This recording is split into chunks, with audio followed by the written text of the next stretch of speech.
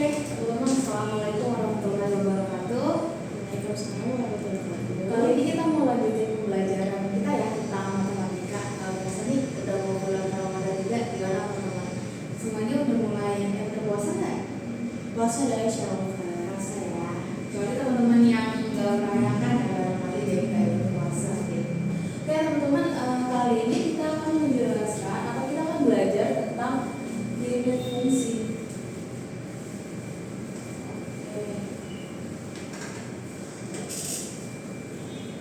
Sebelumnya teman-teman ada yang nggak pernah tahu belum limit fungsi itu apa? Belum ya. Jadi aku mau recall sedikit pembelajaran yang udah pernah teman-teman laluin gitu. Jadi kalau fungsi ini sendiri, ya kan kita selama ini taunya sesuatu yang disimbolkan dengan fx atau gx gitu ya teman-teman. Jadi misalnya aku punya di sini fx sama dengan 2x kuadrat ditambah 2x ditambah 8. Nah untuk cara pengerjaannya ini cukup sederhana. Kalau misalnya aku ganti x-nya dengan angka 2, nanti tinggal disubstitusikan aja ya teman-teman variabel x-nya gitu. Jadi 2 dikali 2 kuadrat ditambah 2 kali 2 ditambah 8 gitu. Jadi 4 ditambah 4 ditambah 8 sama dengan 12. Jadi teman-teman cukup sederhana ya. Sekarang kita mau coba lagi nih untuk recall apa yang udah pernah kita pelajari gitu, yaitu turunan dari fungsi yang pertama. Oke, aku akan tulis ulang. Jadi fungsi aslinya yaitu nilai fx sama dengan 2x kuadrat ditambah 2x ditambah 8. Nah kalau turunan pertamanya jadi seperti ini ya. Nanti pangkatnya itu kita turunin dikali jadi 2 kali 2 dikali x. Karena sudah diturunin tinggal dikurangin 2 kurang 1 ditambah. Nah di sini sebenarnya teman-teman tuh ada pangkatnya, cuma nggak kelihatan aja ya. Jadi sebenarnya di sini tuh ada angka 1 gitu. Sama prosesnya nanti kita turunin jadi 2 kali 1 dikali x pangkat 1 minus 1 gitu. Nah untuk 8 ini nggak perlu kita turunin, kenapa? Karena dia nggak ada variabelnya. Oke, kita lanjut jadi 4 x ditambah 2 kali x pangkat 0.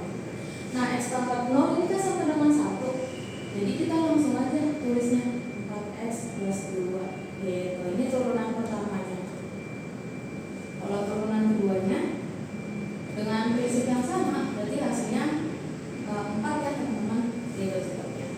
Nah kalau kita balikin ke limit itu sendiri, sebenarnya limit itu apa sih teman-teman? Ada yang tahu nggak? Iya benar, limit itu batasan, atau ada juga yang bilang limit itu nilai maksimum.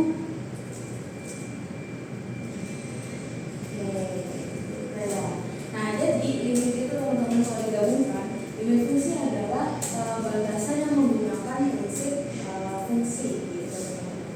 Oke, sebelum kita melangkah lebih jauh, aku mau menjelasin dulu deh teman-teman tentang batasan kita hari ini ya. Jadi hari ini tuh kita akan belajar pengertian limit.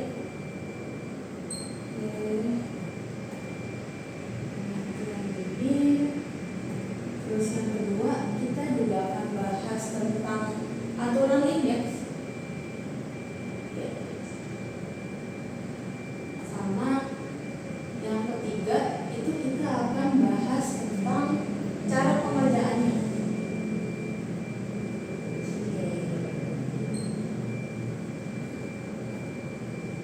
Kalau pengertian limit sendiri tadi udah kita bahas bareng-bareng ya. Jadi kita baca di sini. Terus sekarang kita ke aturan limit. Aturan limit itu sebenarnya cukup sederhana ya teman-teman. Jadi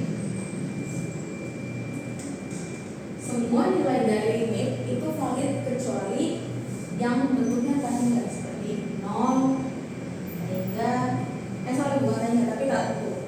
Misalnya 0, kemudian 0, 0, hingga atau hingga 0.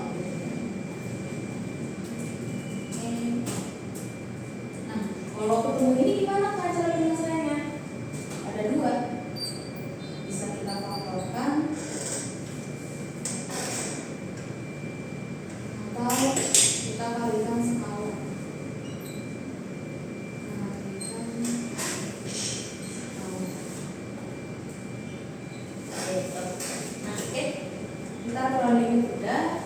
Terus sekarang ke aturan cara pengerjaan. Mungkin aku akan bagi di sini ya. Di sini cara pengerjaan. Aku masuk ke soal pertama dulu. Jadi misalnya aku punya limit 2x kuadrat ditambah 5x dikurangi 10x mendekati. Oke, ada yang tahu nggak ini cara pembacanya gimana? Oke, jadi cara pembacaan dari limit itu sendiri adalah limit x mendekati 2 untuk 2x kuadrat tambah 5x minus 10 gitu ya teman-teman. Nah nanti kita tinggal masukin aja nih nilainya sesuai dengan variabel si x nya. Limit x mendekati 2 dikali x nya 2 kuadrat ditambah 5 kali 2 dikurangi 10 baru 4 tambah 10 kurangi 10. Nah yang 4 gitu. Nah gampang ya. Sekarang kita ke soal kedua nih. Coba lihat deh. Kita coba limit x mendekati minus 1 dari x kuadrat minus 1 ke x minus 1. Oke, bukan minus 1. Aku koreksi sedikit di sini. Limit x mendekati 1 gitu. Jadi kalau kita ngerjain yang kayak biasa nih, pasti kan seperti ini ya sayang. Limit x mendekati 1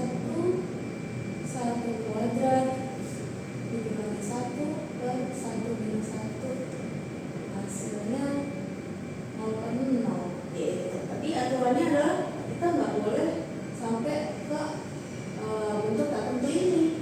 Berarti ini cara pengerjaannya salah ya teman-teman. Nah tadi gimana pembahasannya? Kalau kita ketemu hasil yang 0 per 0 atau 0 atau hingga, berarti yang pertama kita lakukan adalah coba faktorisasikan. Berarti kita bisa tulis di sini limit x mendekati 1 x plus 1 dikali x minus 1 bagi x minus 1. Nah,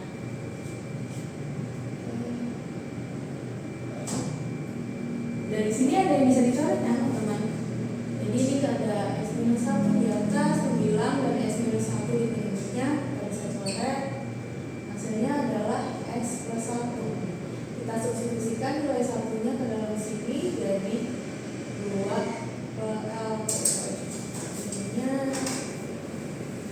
1 plus 1 kali 2 gitu. Nah kalau digambarin di grafik ini 0 berarti dia ada di sini, kemudian 1 dia ada di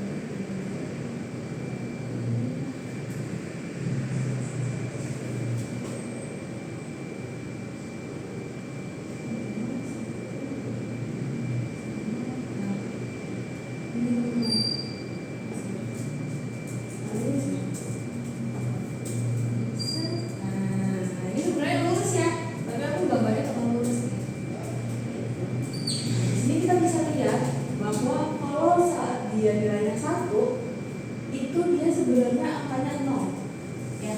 Nih, sebenarnya angkanya 0. Itulah kenapa kita harus pakai limit untuk cari nilai yang mendekati dari si x mendekati 1 itu gitu. Jadi cara bacanya adalah untuk limit x mendekati 1 x kuadrat minus 1 dibagi x minus 1 hasilnya adalah nilainya mendekati 2 gitu. Jadi jangan dianggap bahwa nilai 2 ini adalah hasil dari ini ya. Ini mungkin benar secara matematis, tapi sebenarnya 2 ini adalah angka yang mendekatinya gitu. Angka yang mendekati.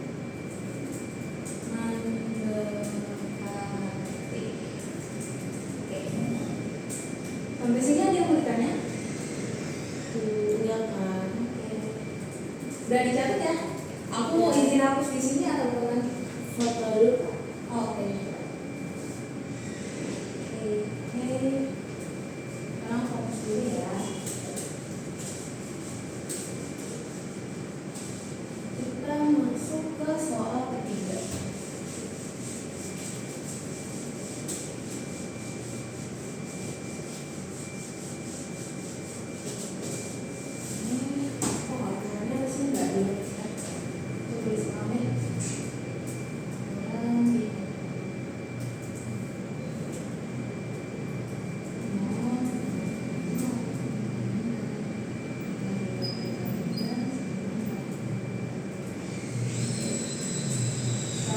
Ke soal nomor 3. Misal aku punya ini x minus 2 per x kuadrat tambah 2x minus 8 limit x mendekati 2. Nah, kalau begini teman-teman, misal kita mau masukin nilainya secara langsung. Oke, kita gini. X mendekati 2 per 2 dibagi 2 kuadrat ditambah 2 kali 2 minus 8. Hasilnya 0 per 0. Nah, salah lagi ya teman. Kita mau ketemu bentuk ini lagi. Nah, caranya berarti kayak tadi ya, difaktorisasikan atau kita kalikan sekawan.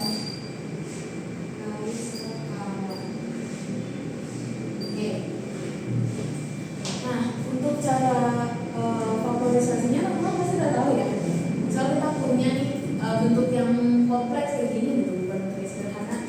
Jadi x kuadrat ditambah 2x minus 8. Konstanta yang awal kita kalikan dengan yang terakhir, dapatlah minus 8.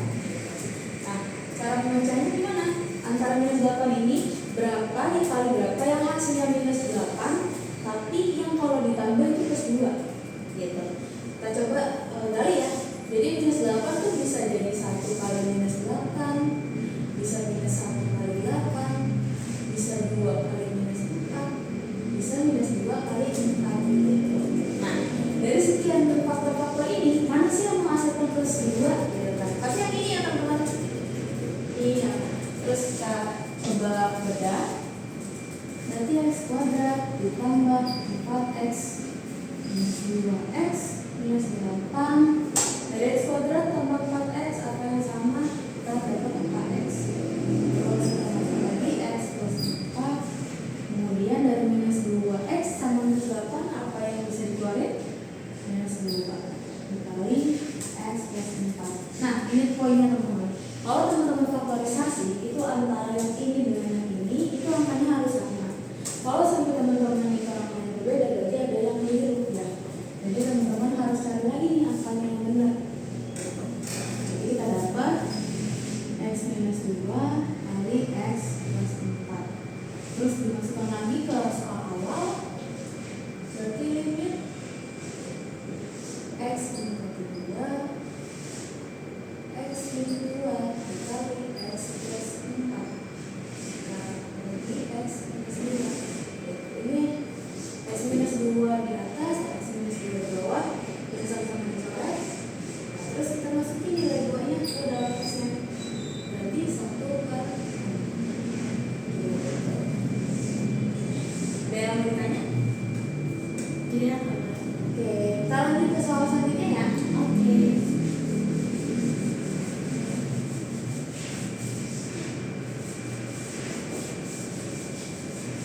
Sekarang misal aku punya soal kayak gini. Yang akar-akar susah ada nggak soal? Oh iya, yang akar. Misal aku punya akar 2, akar x kurangi 2 bagi x minus 4 untuk x mendekati 4. Nah, ini gimana nih? Kalau dimasukin langsung, kita coba ini. Ini x mendekati 4, akar dari 4 minus 2 dibagi 4 minus 4. Berarti ketemunya 0 per 0 lagi ya teman-teman. Jadi kerjanya salah. Terus gimana yang benar? Antara faktorisasi atau polis kawan? Coba kita faktorisasi dulu. Tapi bentuknya udah sederhana banget ya, jadi nggak bisa difaktorisasi.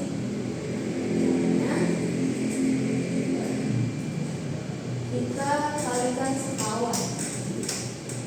Nah jadi gini teman-teman, kalau akar X minus 2 dibagi X minus 4 itu kan sama aja kayak dikali 1 ya, bener nggak?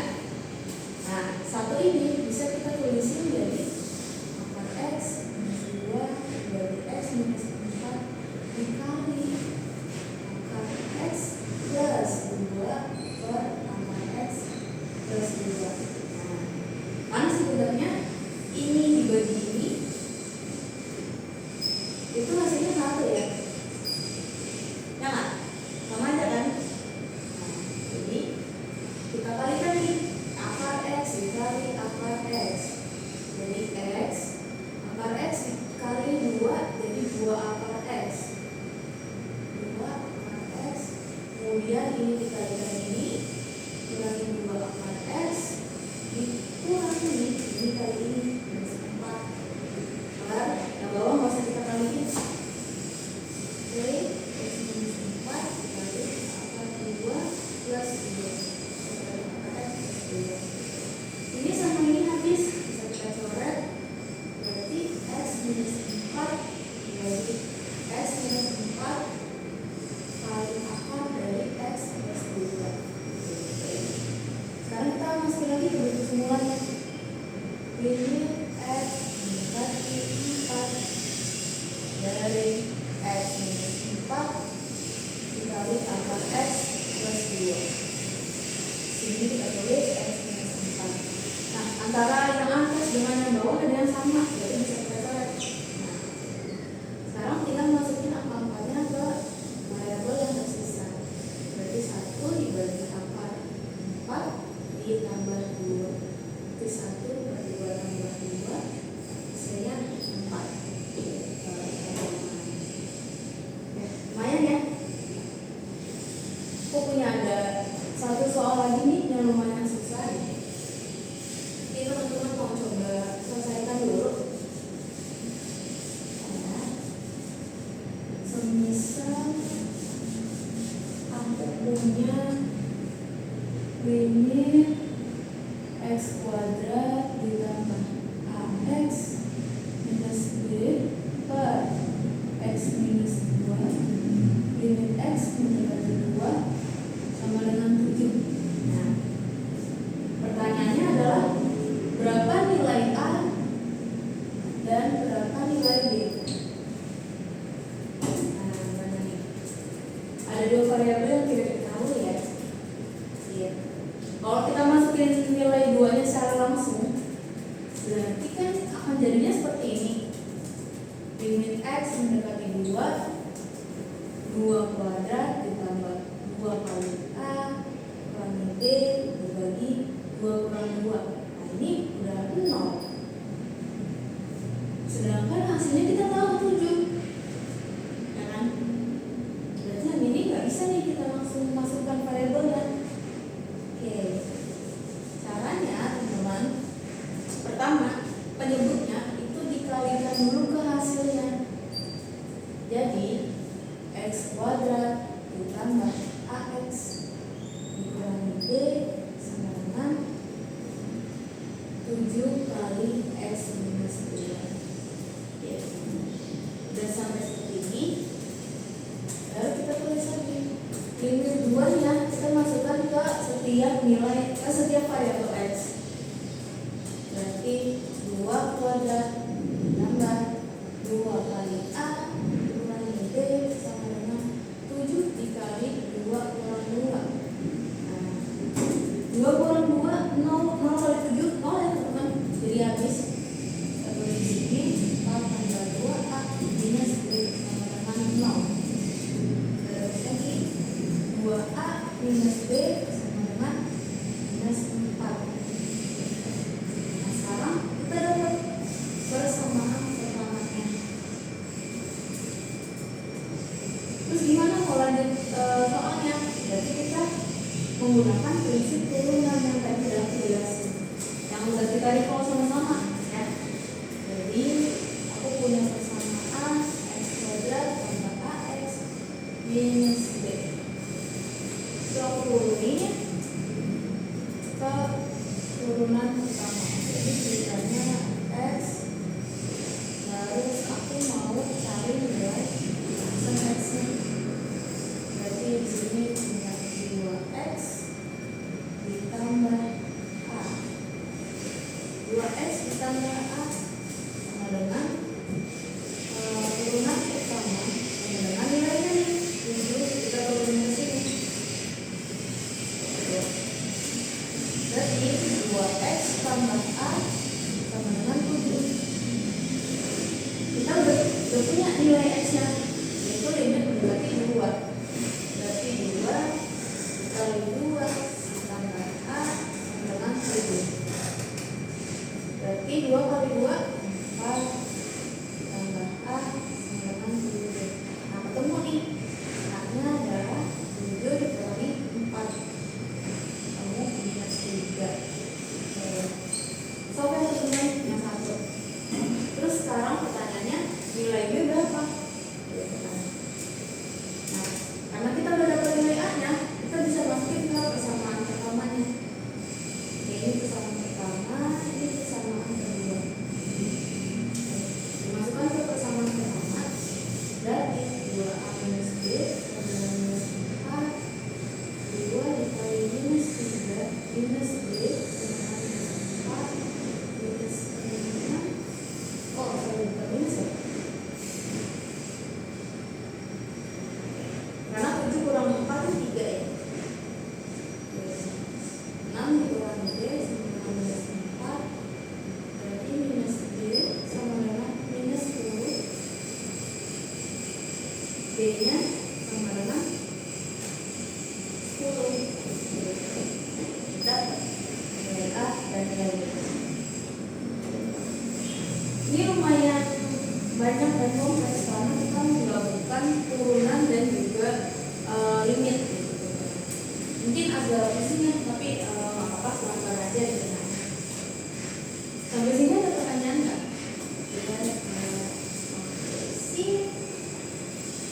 Sebenarnya udah sampai sini belajar kita hari ini gitu kan. Karena kita udah tahu pengertian limit itu apa, kita udah tahu aturan limit itu bagaimana, terus kita udah tahu juga cara pengerjaannya. Nah mungkin aku kasih bonus kali ya untuk yang terakhir. Aku mau jelasin aplikasi limit di kehidupan sehari-hari. Jadi teman-teman mungkin selama ini belajar limit bingung gitu kan. Limit buat apa sih Kak belajar? Cuma gitu doang. Aku nggak pakai juga di keseharian gitu. Nah, jadi teman-teman karena udah mau SMA, teman-teman udah mau masuk kuliah juga. Aku sekalian mau ngejelasin gambaran sedikit aplikasi limit di dunia nyata. Let's say teman-teman masuk ke fakultas teknik gitu, especially teknik sipil. Jadi sebenarnya kalau di dalam teknik sipil itu ya kan bangun macam-macam ya, ada dia bangun gedung, bangun jalan, bangun jembatan juga gitu. Nah, aku di sini mau gambarin saat dia mendesain jembatan gitu. Oke. Pura-puranya ini jembatan gitu ya. Nah, di sini di sini loh. Jadi aku ngejelasin dikit. Kalau di jembatan itu dia tergantung bahannya apa. Kalau misalnya dia menggunakan besi pembangunannya, itu biasanya salah satunya itu dibuat roll. Kenapa begitu? Karena sifat besi dia kan menguat ya teman-teman di siang hari. Jadi dengan adanya fondasi roll seperti ini, itu akan membantu jembatan itu untuk nggak cepat putus gitu.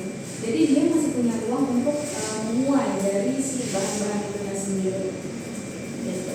Nah, misalnya ada sebuah truk atau sebuah mobil gitu ya, yang lewat di jembatan.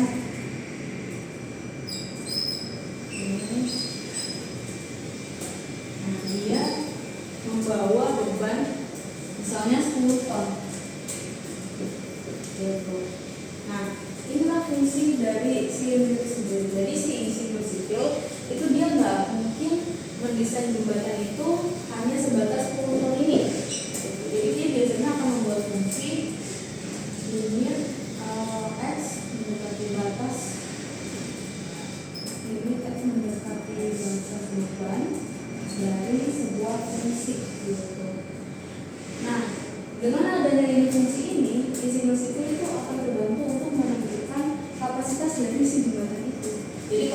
misalnya dia ada beban kendaraannya lewat 10 ton, mungkin insinyur sipil akan membatasi 12 ton atau mungkin 15 ton. Tapi dia nggak akan mungkin untuk mendesain yang sangat besar gitu ya, lebih dari kapasitas ini. Misalnya dia mendesain sampai 100 ton gitu, nggak mungkin.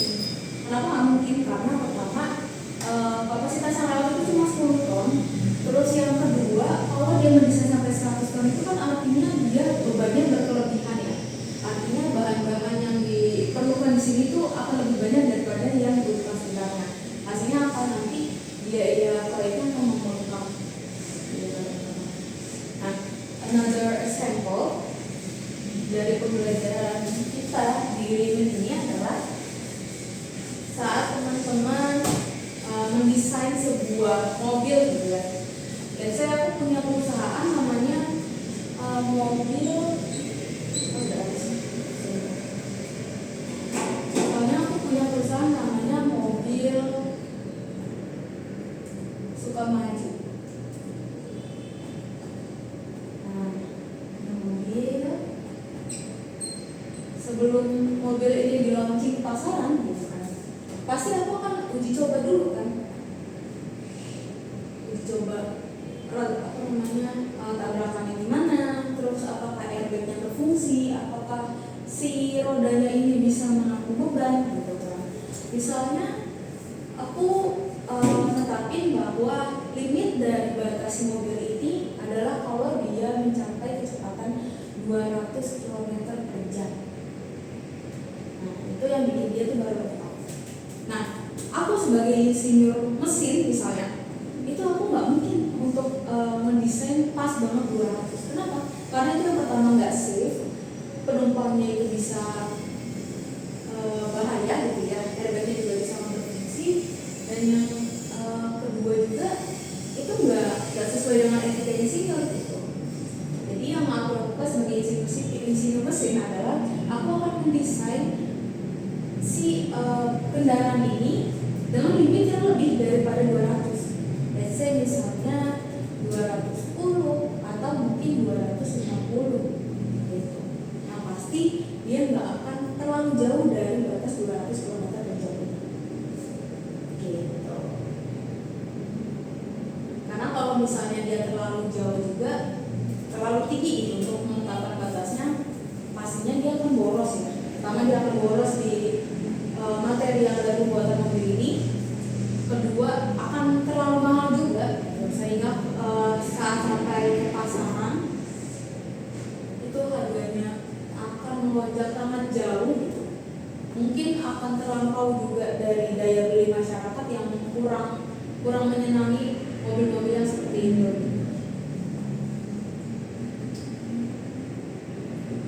Oke, mungkin itu dulu ya teman-teman sebagai informasi untuk di jembatan ini. Buat gambaran teman-teman aja gitu dalam menentukan jurusan saat kuliah nanti. Dalam sipil itu sebenarnya mendesain bangunan itu sangat kompleks ya. Yaitu yang pertama ada beban material. Apa sih beban material? Beban material itu beban dari si jembatannya ini. Terus kedua dia juga ada beban angin, ada beban hujan juga.